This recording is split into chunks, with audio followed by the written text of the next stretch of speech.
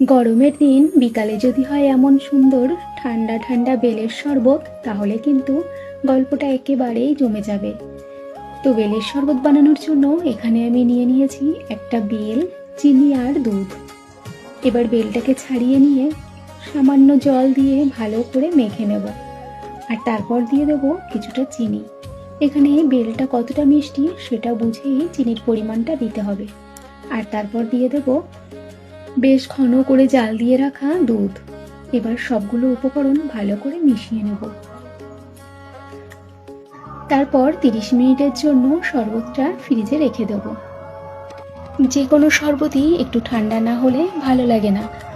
তো 30 মিনিট হয়ে গেছে, এবার শরবতটা আমি বের করে নিচ্ছি। আর বেলের শরবতটা একটু ঘন হলেই খেতে বেশি ভালো লাগে। তাহলে এবার গল্পটা সত্যি সত্যিই জমে যাবে।